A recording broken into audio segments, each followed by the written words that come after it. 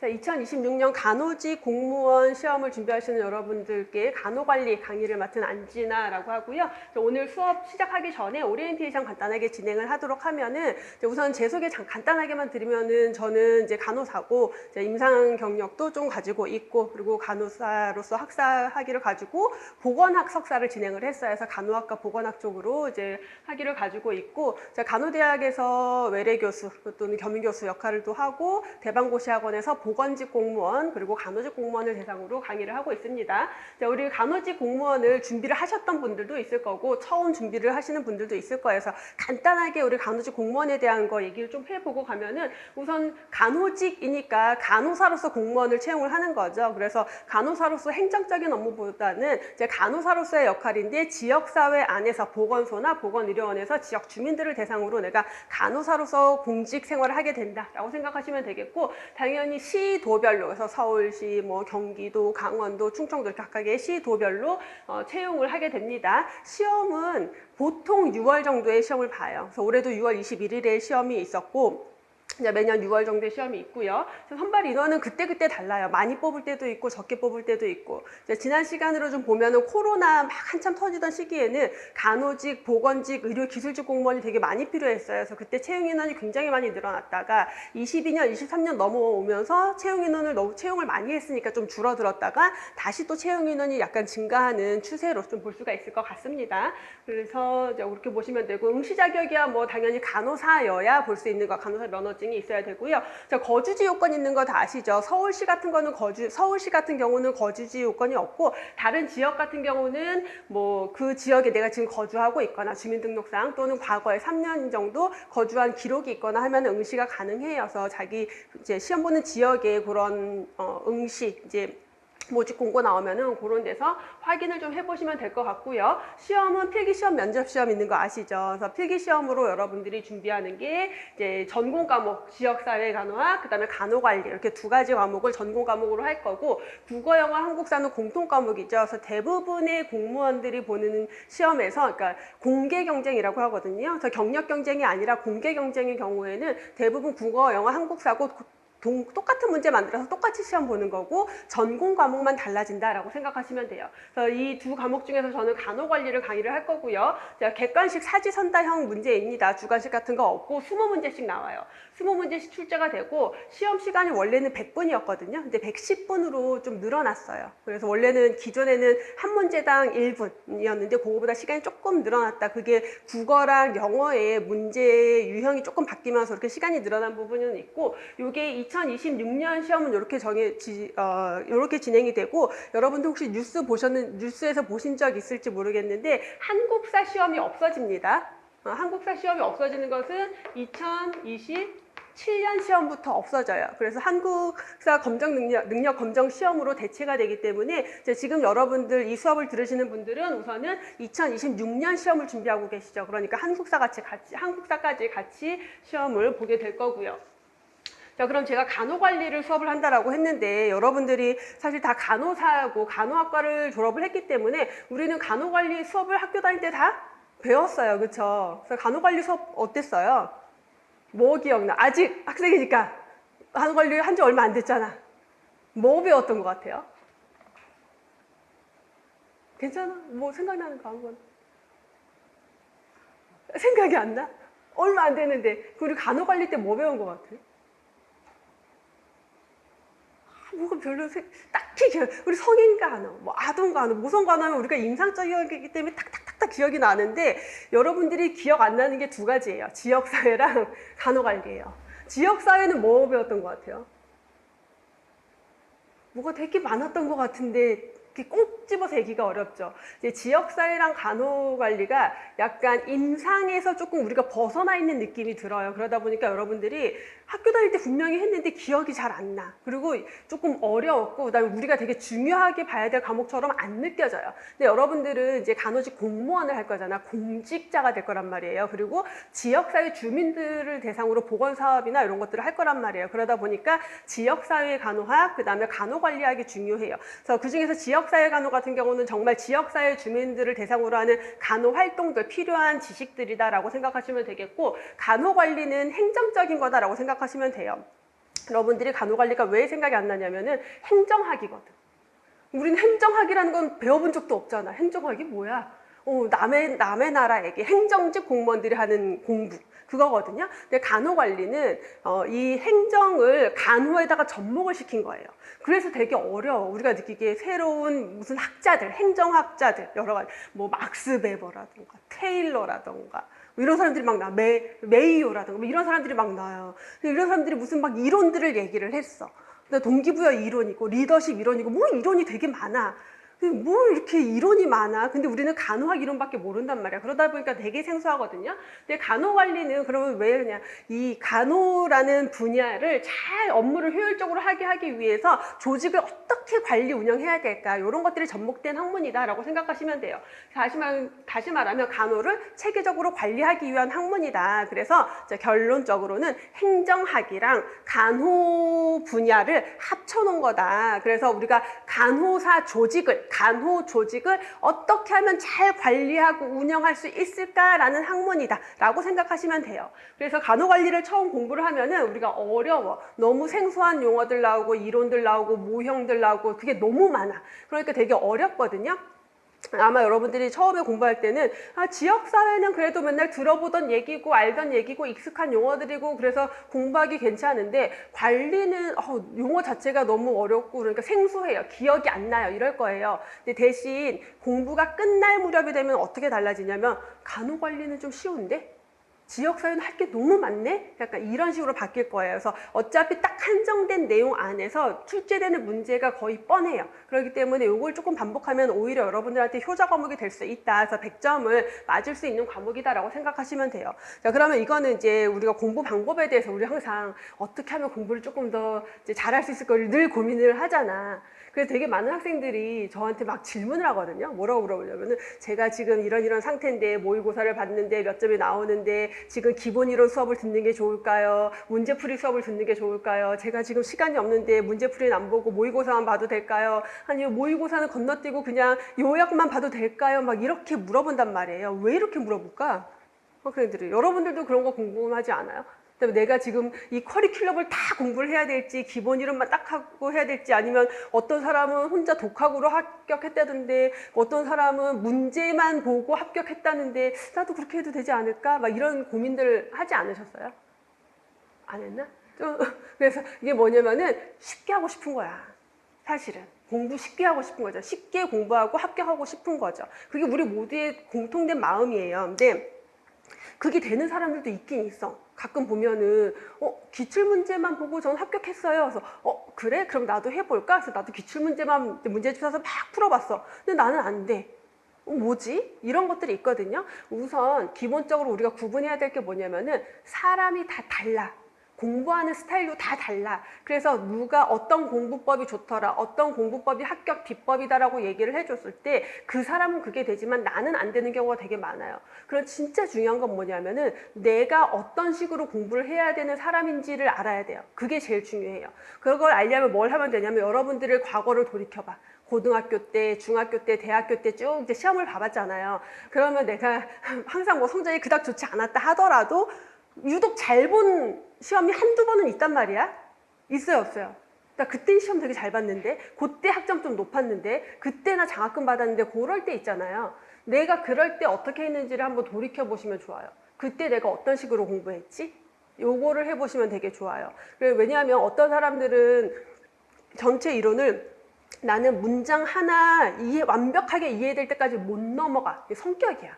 한 문장이 이해 안 되면 다음 내용으로 못 넘어가는 사람이 있고요. 그냥 이해가 되든 안 되든 쭉 읽고 다시 한번 쭉 보다가 이게 그 소리였구나 이렇게 가는 사람이 있고 전체 이론을 다 요약 정리해야 돼. 네 글씨로. 다 정리해서 보는 사람도 있고 또는 문제를 본 다음에 이론을 보는 사람도 있고 사람마다 이건 다르거든요. 그럼 자기가 어떤 식으로 공부를 했을 때 효율성이 높았고 성적이 높았는지를 좀 돌이켜보는 게 굉장히 좋다. 그럴 필요성이 있고 거기에 맞춰서 해야 된다라는 거를 먼저 좀 말씀을 드리고 그래서 자기 자신을 좀 보세요. 저 같은 경우는 이제 저의 공부 스타일은 그냥 쭉 보는 스타일이에요.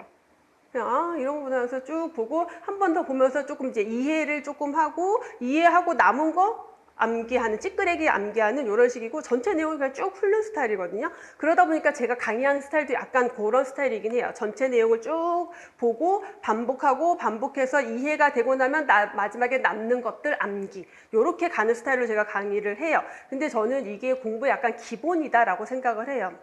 그래서 내가 특별히 암기 능력이 너무 뛰어나, 한 번 보면 다 외워, 또는 문제 푸는 요령이 내가 탁월해, 문제 보면 웬만하면 답이 보여, 이런 사람이 아니면은 약간 그 패턴을 가는 게 조금 맞지 않을까라고 저는 생각을 해요. 그리고 특히나 우리가 준비하는 시험이 뭐다? 공무원 시험이잖아요.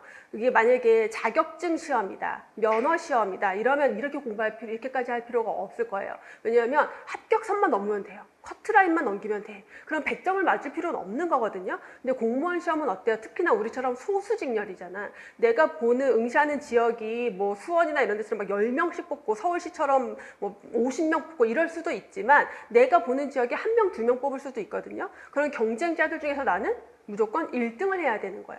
그러니까 1등을 하려면은 틀리는 문제가 없어야 돼요. 그리고 틀리는 문제가 없으려면은 중요한 내용도 알아야 되지만 지엽적인 내용도 알아야 되고 새로운 유형의 문제가 나왔을 때 그 문제를 푸는 요령도 있어야 돼요. 이게 다 갖춰져야 되기 때문에 저는 요 틀에 맞춰서 강의를 할 거예요. 그래서 여러분들이 제 커리큘럼을 잘 따라서 그대로 진행을 하시면은 간호관리 100점 맞을 수 있게 해 드릴 거예요. 커리큘럼대로 여러분들이 저랑 같이 호흡을 맞춰서 잘 따라오시면, 실제 제가 보건직 같은 경우도 제 수강생들 대부분 보건행정 100점 맞았어요. 연락 진짜 많이 오거든요. 그래서 보건행정을 다른 학원에서 수업을 듣다가 떨어져서, 전공 과목 때문에 떨어져서 다시 제 수업 넘어와서 요번에 100점 맞고 합격했어요 연락을 진짜 많이 받아요. 그래서 분명히 제가 그렇게 해 드릴 거니까 조금 믿고, 처음에 조금 어렵더라도 믿고, 왜 저 사람 왜 이렇게 모든 내용을 다 얘기하고 다 강조하고 그래 라는 생각이 들 수 있어요. 근데 그게 공무원 시험을 준비하는 방법이다 라는 거를 염두에 두고 수업을 들으시면 좋을 것 같아요. 자, 그래서 합격을 위해서는 제일 첫 번째 여러분들이 뭐가 중요하냐면 반복이 중요해요. 제가 아까 얘기했잖아. 이렇게 쭉 읽고 내가 한 문장이 이해가 안 되면 못 넘어가. 그러면은 이 진도가 나갈 수가 없어요. 근데 우리는 시간은 한정돼 있단 말이에요. 그리고 처음부터 모든 내용이 이해될 수는 없어요. 왜냐면 새로운 것들이 계속 나오는데 그뿐만 아니라 무슨 용어가 나왔어. 근데 이게 뭔지 몰라. 근데 뒤에 가니까 그게 나와요. 그럼 이 뒤를 봐야지 다시 앞의 내용이 이해되는 것들이 있거든요. 이거는 지역사회도 마찬가지고 간호관리도 마찬가지예요. 그러다 보니까 전체적인 내용을 쭉 그냥 흐르듯이 보고 다시 또 보고, 이게 반복이 돼야 돼요. 그러면 처음에 이해 안 됐던 것들이 반복이 되면서 이해가 될 거예요. 그래서 반복을 하다 보면은 자연스럽게 어려웠던 내용들이 이해가 되고 쉽게 느껴집니다. 그리고 이해가 됐다라는 거는 그 지식이 내게 된 거예요. 내가 알고 있는 거예요. 얘네들은 외울 필요가 없어져요. 그러고 나면 이제 나머지들이 있어요. 우리가 외울 수밖에 없는 것들. 이거는 이해로 안 되는, 외워야 되는 것들. 그래서 마지막 것을 암기하는 방식으로 공부를 하시는 게 가장 기본에 충실한 방법이다라고 생각하고 공부를 하시면 좋을 것 같아요. 그래서 커리큘럼도 보시면은 막 기본 심화 뭐 이렇게 가는 게 아니라 기본 이론 공부하고 그 기본 이론 순서대로 문제 풀면서 다시 이론 반복하고 그걸 또 반복을 하고 다시 핵심 요약하면서 또 반복하고 요렇게 진행이 될 겁니다. 그래서 제 강의에 대한 소개를 하자면, 제가 아까 이제 그 강의 시작하기 전에 약간 이제 선생님들이랑 얘기하면서, 사람마다 가지고 있는 능력이 다르다. 그래서 여러분들 같은 경우 난 임상은 안 맞아. 난 병원은 좀 아닌 것 같아 해서 아마 공무원 시험을 준비하시는 분들이 많을 거예요. 그래서 내가 병원에 갔을 때, 우리가 병원에서 일을 하다 보면은 정말 일 잘하는 애들이 있어. 쟤는 어떻게 일을 잘하고 막 빼트리는 것도 없고 오류도 없고 막 칼같이 딱딱딱딱 인수인계 너무 잘하고, 근데 나는 인계 한번 하려면 막 이렇고 저렇고 뭐가 안 되고 일을 놓치고 환자 케어하다 보면 뭐가 구멍이 나고 이거 있는데, 그게 내가 능력이 부족해서가 아니라 내가 그 일에 그 긴장감 높은 상태에서 여러 가지를 멀티태스킹하면서 동시에 해야 되는 일이 안 맞는 거예요. 그다음에 내가 환자나 보호자를 상대하는 일이 내가 안 맞는 거예요. 그런 긴박한 상황에서. 그러면 나한테 맞는 일을 찾아가는 거다라고 했잖아요. 그러니까 저도 저한테 맞는 일을 찾아왔겠죠. 제가 살면서 부모님한테 물려받은 능력이라고 해야 될까? 제가 가지고 있는 능력 중에 제일 이 능력은 정말 나는 누구보다 탁월해 라고 하는 능력이 어려운 거 쉽게 설명하는 능력. 그래서 어디 가서 막 난상 토론되면요, 그거 탁 중단시키고 제가 야 이거지 그러니까 이렇게 해서 끝내 라고 정리를 되게 잘하거든요. 강의도. 그래서 제가 강의가 저한테 되게 잘 맞는 이유가 뭐냐면, 저는 어려운 걸 쉽게 쉽게 설명해서 여러분들을 되게 잘 이해시켜 드릴 거예요. 그래서 그게 제 강의의 가장 핵심이다라고 보시면 되겠고, 그래서 여러분들이 조금 더 쉽게 어려운 과목을 공부할 수 있을 거고요. 설명을 계속 반복할 거예요. 지나간 내용들, 뒤에 나올 내용, 앞에 있는 내용, 뒤에 갔을 때 다시 앞에 내용이 나왔을 때마다 그런 내용들을 반복하면서 여러분들이 계속 자연스럽게 그냥 내게 되게 만들어 드릴 거고요. 자, 그 다음에 시험 문제가 출제 가능한 모든 범위를 강의에서 다룰 거예요. 되게 위험한 게 뭐냐면 요약해서 공부하는 게 제일 위험해요. 요약해서 공부를 하면은 80점은 맞아요. 왜냐하면 보통 공무원 시험이 그래요. 전체 내용 중에서 늘 빈출되는 내용들이 있어요. 거기 안에서 한 80%는 문제가 나와요. 그럼 80점은 맞는다라는 거예요. 근데 나머지 20%를 틀렸을 때 절대 합격할 수 없는 점수가 돼버리는 거예요. 자, 그래서 그런 모든 것들을 전범위를 제가 다 강의를 할 거고, 그 다음에 이제 오랫동안 제가 공무원 강의를 했기 때문에 출제 경향이라는 게 있어요. 항상 보면은. 그래서 옛날에는 막 미친 듯이 출제가 되는데 더 이상 출제가 안 되는 것들이 있고, 새롭게 들어왔는데 요 문제가 좀 괜찮아. 그럼 점점 출제 빈도가 높아지는 애들이 있고, 되게 중요한 내용이어서 출제가 많이 됐는데 얘네들은 그동안 너무 많이 출제가 됐기 때문에 학생들이 안 틀려요. 그럼 그게 더 깊이 들어가는 내용들이 있어요. 그런 것들을 제가 잘 잡아서 여러분들한테 강의를 해드릴 겁니다. 그래서 여러분들이 제 수업을 통해서 꼭 만점을 받을 수 있도록 강의를 진행을 할 거고, 전체 커리큘럼은 이제 기본 이론, 그리고 단원별 기출문제, 예상문제, 핵심 요약, 모의고사 이렇게 진행이 될 거고, 지금은 기본 이론 수업입니다.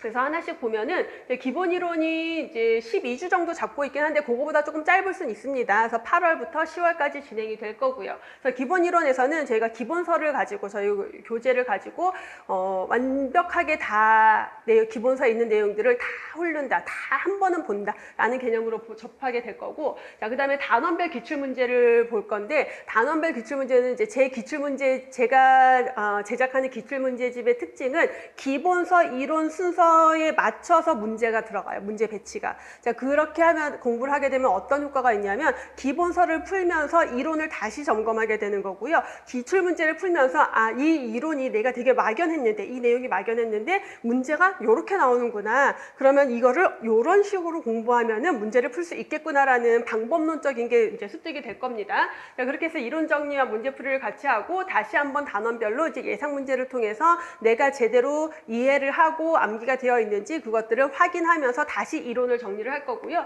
이제 시험 보기 전에 마지막으로 핵심 이론을 이제 요약을 해서 정리해서 정말 핵심적인 것, 빈출되는 것, 출제가 80% 정도는 다 나올 수 있는 그런 정도의 범위 안에서 핵심을 요약을 할 거고, 마지막으로 4주 동안 모의고사가 진행이 됩니다. 이제 모의고사는 실제 시험처럼, 그래서 마지막 이제 시험 보기 전이기 때문에 시험 보는 연습이다라고 생각하시면 돼요. 그래서 실제 시험장에서 받는 시험지 모양 그대로 해서 문제를 드리고, 여러분들이 시간 안에 문제를 풀고 저랑 같이 그 문제를 이제 복기하면서 이론을 다시 한번 정리하는 방식으로 수업이 진행이 될 거예요. 그래서 전체적으로 이렇게 커리큘럼이 진행된다라고 생각하시면 되겠고, 자, 수업 들어가기 전에 간단하게 여러분의 상태를, 지금 이제 두 분은 첫 시험 준비라고 하셨고, 선생님은 혹시 작년에 봤었어요. 점수는 좀 어땠어요? 그러니까 대충 전국에서 망해서 3개, 4개. 그러니까 공통 과목 잘 봤는데, 그죠? 다 맞았는데 이거 너무 아까운 거예요. 진짜 이게 뭐냐면은, 제가 그 보건직 강의에서도 그 선생님 케이스인 상태로 저한테 수업을 들어오는 분들이 되게 많아요. 근데 제가 진짜 거짓말 안 보태고 그렇게 오신 분들 다 합격했어요. 전공 과목 100점으로. 둘 다 100점 또는 95점. 그래서 뭐 무슨 학원, 공 무슨 학원, 해 무슨 학원 이런 데에서 공통 과목 이랑 다 하다가 저한테 넘어오신 다음에 합격하신 분들이 되게 많거든요. 이게 너무 이제 뭐 다른 데를 비방하려고 하는 게 아니라 뭐냐면, 그냥 자주 나오는 것만 공부하는 거에 함정이기도 해요. 그런 것들이. 그러니까 그 나머지 20%를 틀려버리면은 합격할 수 있는 방법이 없어요. 그래서 핵심적인 것, 조금 압축된 것만 보고 싶지, 누구나 다. 근데 그렇게 공부했을 때는 이제 이게 공무원에서는 그게 안 통한다라고 생각하시면 돼요. 그래서 이제 여러분들 아마 이제 지금 실강생들도 있고 좀 온라인으로 수업을 들으시는 분들도 있을 텐데, 오늘 처음 공부를 시작하시는 분들도 있을 거고, 내가 시험을 봤는데 되게 아깝게 떨어진 분들도 있고요. 그 다음에 여러분들이 생각하는 제일 무서운 거, 면접에서 떨어지는 거. 필기 붙었는데 면접에서 떨어지는 거. 그 다음에 나는 한 2년, 3년 공부했는데 아직 안 돼요. 이런 분들 다양하게 있거든요. 모든 분들이 다 합격할 수 있습니다. 우선 오늘 시작한다. 그러면 지금 백지 상태잖아요. 이게 잘 커리큘럼대로 습득하고 공부 차근차근 하면 무조건 다음 시험 2026년 6월에 있을 시험에 합격한다라는 믿음을 가지고 공부를 하시면 돼요. 그 마음으로 공부를 하시면 되는 거고, 이제 한 문제 차이로 떨어졌다, 아슬아슬하게 떨어졌다, 또는 이제 선생님처럼 공통 과목을 그만큼 했다는 건 내가 공부를 되게 잘하는 사람이라는 거거든요. 원래 공통 과목이 더 어려워. 근데 그걸 그만큼 했다는 거는 공부를 되게 잘하는 사람이에요. 그러면 무조건 다음 시험에 합격할 수 있고요. 이제 한 문제 차이로 떨어졌다, 너무 아까워 막. 근데 너무 많아요. 한 문제 차이로 떨어진 사람이. 근데 중요한 건 뭐냐면 한 문제 차로 떨어졌어도 야 그거 너무 많아 너만 그래 다 그래 그러니까 안 돼가 아니라 이 사람은 뭐냐면은 이 합격선 근처에 와 있다라는 거예요. 그 말은 뭐야? 공부가 그만큼 돼 있다라는 거예요. 조금만 더 하고 조금만 더 실수 안 하면은 바로 합격으로 넘어갈 수 있다라는 거예요. 그래서 이제 한 문제 차로 떨어졌다 너무 낙심하고 속상해야 할 시간에 공부를 다시 제대로 하면은 다음 시험에 무조건 붙을 수 있다라는 거고, 면접에서 떨어졌다 생각만 해도 너무 끔찍하지.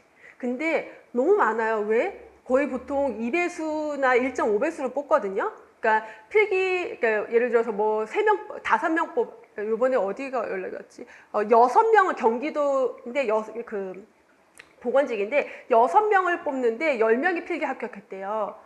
근데 합격선이 98점이래. 보건직 왜 제가 가르치면 다 100점 맞는다 그랬잖아요. 그 합격선이 198점이래. 가산점 포함해서. 그러니까 전체 과목에서 뭐 한 문제 정도 틀렸고 한두 문제 틀린 거예요. 이런 분들은. 근데 이제 98점인데 본인이 98점인 거야. 그래서 10명이 합격했고 4명이 이제 떨어질 거잖아요. 너무 불안한 거예요, 이 친구가. 근데 이런 경우가 너무 많고 결국은 10명 중에 4명은 필기 합격했는데 98점을 맞고도 떨어진다라는 거잖아요. 그러면 여러분들 면접에서 떨어진 사람의 그 멘탈은 거의 나가거든요. 저도 처음 제가 10몇 년 전에 강의 처음 할 때 우리 수업 듣는 학생이 필기를 붙었어. 공부를 잘하던 친구야. 필기를 붙었는데 왔어 다시. 면접에서 떨어졌대. 그래서 제가 그 친구 눈을 못 보겠는 거예요. 막 내가 어떻게, 제가 그 여러분들 요즘 MBTI 되게 많이 저기 하잖아요. 파워 F, 슈퍼 파워 F야. 감정 공감이 너무 심해가지고 제가 그 친구의 그 아픔이 나의 아픔의 몇 배로 느껴지는 거예요. 제가 그 친구 눈을 못 보고 막 그랬었어요. 근데 그거를 처음 겪었을 때 그랬고 계속 반복하면서 보다 보니까 알게 된 사실이 있어요. 면접에서 떨어진 사람은 결국은 붙어요. 근데 어떻게 붙냐? 제일 좋은 데로 가요. 그래서 아까 저의 첫 면탈 학생, 그 학생이 그 다음에 시험을 또 열심히 공부해서 봤어. 필기를 또 붙었어. 면접에서 또 떨어진 거야.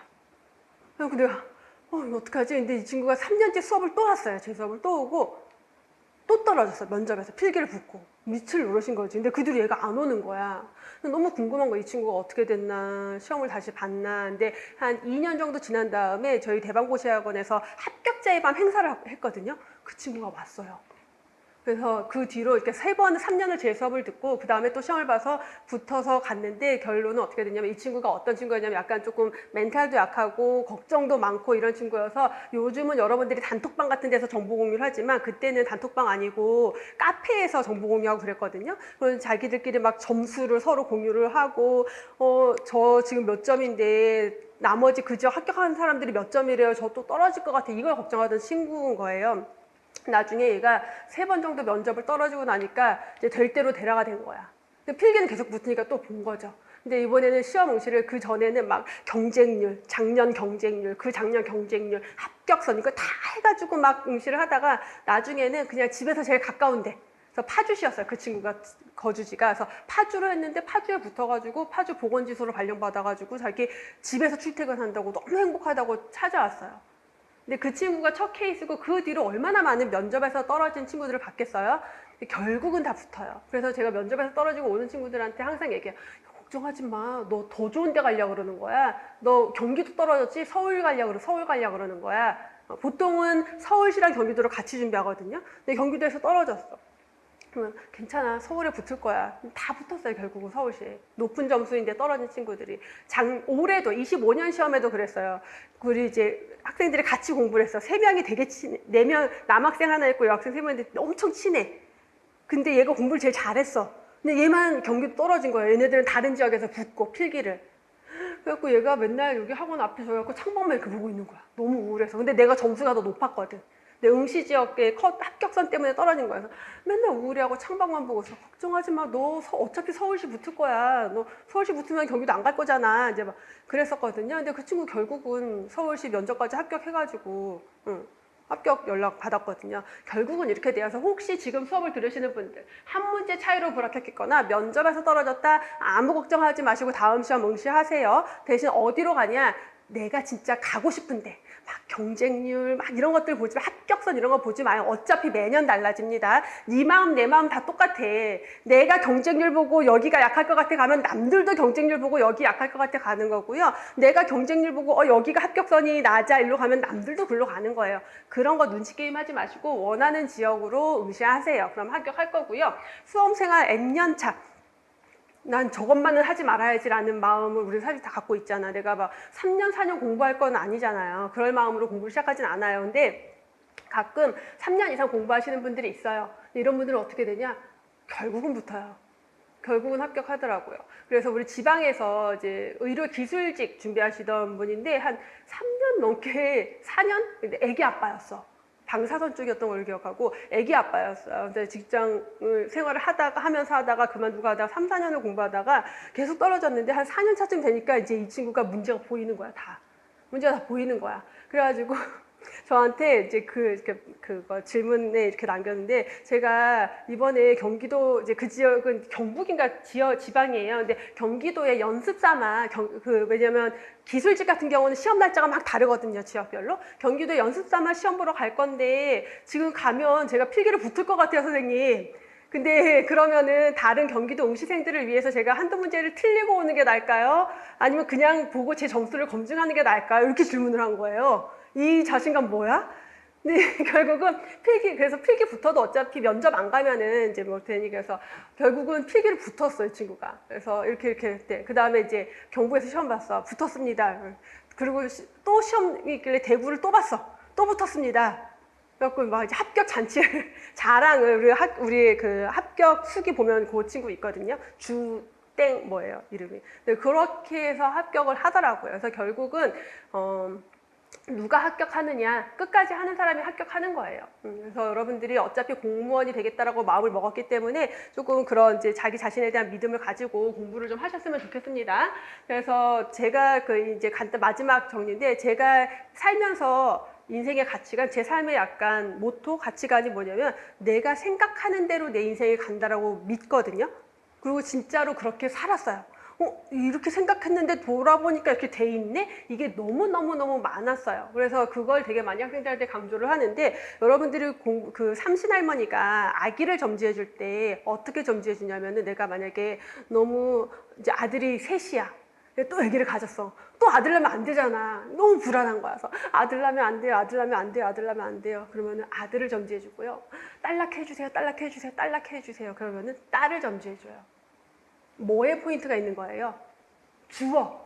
내가 생각하는 게 뭐냐라는 거예요. 그래서 뒤에 긍정어, 부정어 마지막 동사는 몰라요. 앞에 명사가 중요한 거야. 주어가 중요한 거예요. 주어가. 그래서 내가 뭘 생각하느냐가 굉장히 중요한 겁니다. 그래서 여러분들이 인생을 살면서 내가 이런 남자는 절대 만나지 말아야지가 아니라 이런 남자를 만나야지. 내가 이런 삶을 살지 말아야지가 아니라 나는 이런 인생을 살아야지를 생각하는 게 인생에 굉장히 중요하고 여러분들 아마 살면서 겪어본 적 있을 텐데 1월에 막 이제 목표 같은 거, 연간 목표 같은 거 세우잖아요. 근데 잊어버리고 있었는데 연말 되면 여기 돼 있네. 이런 것들이 생각보다 있거든요. 그래서 그런 것들을 특히 시험을 준비할 때는 여러분들이 생각을 해야 되는데 그래서 여러분들이 우선 당연히 기본적으로 나는 합격할 거야를 믿고 공부하셔야 돼요. 떨어지면 어떡하지라는 걱정을 안고 공부를 하잖아요. 그러면 떨어지면이에요. 내가 집중하는 단어는 떨어지면이거든요. 거기에 집중하면 안 돼요. 당연히 합격이라는 단어에 집중을 해야 되고 제가 그것 중에 되게 좋은 방법이 뭐냐면은 희망 점수 적어 놓기인데 이거는 제가 실제로 학교 다닐 때, 석사할 때, 학사할 때, 석사할 때 다 실제 했고 효과를 되게 많이 본 방법이에요. 제가 예전에 그 막 저희 때 이제 농활 가고 막 그러다가 학사 경고도 받고 막 그랬었거든요. 근데 친구들은 점수가 너무 높은 거야, 학부 때. 그래가지고 아 이러면 안 되겠다. 그래서 공부를 제대로 하기 시작했는데 그때 한 게 뭐냐면 포스트잇에다가 성인 간호 4.3, 뭐 정신 간호 이거는 4.3은 어려울 것 같아. 4.0 막 이렇게 적어 놓은 거예요. 그거를 포스트잇에 붙여놓고 공부를 했었어요. 근데 그때 제가 이제 되게 높은 성적으로 장학금도 받고 했었는데 그게 어떤 효과가 있냐면은 공부를 하다가 그 포스트잇에 적힌 점수를 보잖아요. 그러면은 그게 진짜 내 점수 같아. 너무 기분이 좋아. 공부가 되게 잘 돼요. 그런 효과가 굉장히 크고 내가 그 점수를 받을 거라는 거를 확신을 가지고 공부를 하게 되면은 공부에 대한 합성 능력이 훨씬 더 좋아집니다, 실제로. 그래서 제가 석사 때도 항상 점수를 적어놔요, 저는. 그래서 제가 대학원 다닐 때는 조기 졸업을 했어요. 조기 졸업 요건, 자랑. 자, 조기 졸업 요건이 뭐냐면 4.3 만점에 전체 1, 2, 3, 4학기 성적이, 3학기까지 성적이 평균이 4.0을 넘겨야 돼. 그래서 학교에 제가 처음 딱 들어갔을 때 OT 그거에 있는 거예요. 그래서 이렇게 되면은 조기 졸업을 할 수 있대. 한 학기를 볼 수 있는 거잖아요. 그래서 나 이거 해야겠다 하고 잊어버렸어. 그걸 해야지. 나 조기 졸업해야지 했는데 잊어버린 거예요. 근데 3학기 시험을 보고 나는데 그게 생각이 난 거야. 근데 점수를 봤더니 그 점수가 됐네? 그래가지고 조기 졸업을 했어요. 실제로 한 학기를 벌은 거죠. 근데 그때도 제가 늘 했던 게 점수를 미리 적어놓고 했고, 우리 수험생들 중에도 그 학교 다닐 때 잠깐 휴학하고 와서 공부를 하고 떨어진 다음에 다시 복학해서 학교를 졸업하고 다시 와서 공부를 한 친구가 있었는데 이 친구가 두 번째 공부할 때 이거를 한 거야. 그래갖고 같이 공부했던 언니들한테 맨날 언니 나 간호관리 100점 맞을 거야. 언니 나 지역사회 95점 맞을 거야. 맨날 이렇게 떠들고 다닌 거예요. 이 친구가 그렇게 하고 그때 바로 합격을 했어요. 물론 그 덕분은 아니겠지만 이렇게 점수를 적어놓고 내가 그 점수를 말로 하고 눈으로 보는 게 여러분들 공부에 진짜 영향 많이 미칩니다. 그래서 꼭 해보시길 바라고, 그다음 또 하나 추천드리는 건 합격수기를 먼저 써보세요. 합격수기 보통 남들 합격수기 많이 읽어보잖아요. 여러분들 많이 읽어봤죠? 안 읽어봤어? 남들은 어떻게 공부해서 어떻게 붙었나 보면은 보다 보면은 각자 공부한 방식이 있대요. 그러니까 이게 합격수기를 쓰라는 거는 결국은 여러분들의 공부 계획을 세우라는 거예요. 저는 매일 아침 몇 시부터 몇 시까지 어디에서 어떻게 공부했고 순 공부 시간은 어떻게 되고 뭐 스트레스는 어떻게 해소했고 이런 것들을 미리 써보면은 내가 합격한 거에 대한 느낌이 들 거예요. 그 느낌을 가지고 공부하시길 바라는 거고, 이제 구체적으로 상상하라고 하는데 이거는 여러분들 인생에서 모든 상황에서 구체적으로 상상하는 거는 굉장히 도움이 많이 될 거예요. 제가 옛날에 제가 되게 늦게 결혼을 했거든요. 이제 제가 좀 나이가 있으니까 제 친구들 같은 경우는 제 친구들이 26에서 28에 결혼을 다 했어. 그때는 결혼 안 한 사람이 저밖에 없었어요. 근데 제가 32살이 됐을 때 항상 뭐라 그랬냐면은 나는 나중에 결혼하면은 일주일에 한 하루 이틀 정도 아주 능력 있고 안정적인 남자를 만나서 일주일에 이틀 정도 강의하면서 취미 생활하고 살 거야 라고 그냥 늘 얘기를 했거든요. 근데 어느 순간 보니까 진짜 정말 돈은 없어. 근데 능력은 있고 안정적인 남자를 만났어. 그리고 저는 일주일에 한 이틀 정도 강의를 하고 취미생활을 하고 있는 거예요. 이런 것들이 되게 많아요. 그래서 이런 것들을 여러분들이 좀 한번 해봤으면 좋겠는데, 공무원 시험을 준비하면서 그럼 뭘 하냐. 여러분들이 이제 응시하고 싶은 지역이 있을 거잖아요. 근데 공부하다가 조금 공부 안 되고 그러면은 괜히 뭐 연예기사 이런 거 찾아보지 말고 내가 응시할 지역의 보건소를 찾아보고 그 지역의 집값은 어떤지, 나 합격하면은 그 지역에 오피스텔 얻어서 출퇴근해야지, 아니면 나 합격하면 집 근처로 가서 차를 사가지고 뭐 출퇴근을 해야지, 그러면은 그때 살 차를 알아본다던가 그때 살 집을 알아본다던가, 내가 공무원이 되고 난 다음에 나는 이제 워라밸이 보장이 될 거니까 퇴근하고 나는 어떤 취미생활을 할 건지, 그럼 그 취미생활 할 거에 대해서 알아본다던가, 이런 식으로 합격 이후의 생활에 대해서 여러분들이 구체적으로 생각하고 상상하세요. 그러면 어느 순간 그게 현실이 돼 있을 겁니다. 그래서 우리 수험생들 중에 저는 합격하고 발령받기 전에 유럽 여행 갈 거예요. 그래서 유럽 여행 가면서 저한테 인증해 주시는 분들도 있거든요. 그래서 그런 것들을 내가 합격하고 뭐 할지, 합격하고 어떻게 살지를 구체적으로 상상을 해보시면은 그게 여러분들한테 굉장히 도움이 될 겁니다. 그래서 그렇게 좀 마음가짐을 가지고 여러분들이 시험을 준비하시기를 바라는 마음으로 이런 약간 동기부여 강의 같은 것들을 조금 말씀을 드렸고요. 자, 여기까지 해서 OT는 마무리하도록 하고, 어쨌든 제 수업을 듣는 모든 수험생분들께서 고득점으로 합격하시길 바라는 마음으로 OT는 여기까지 하고 마무리하도록 하겠습니다.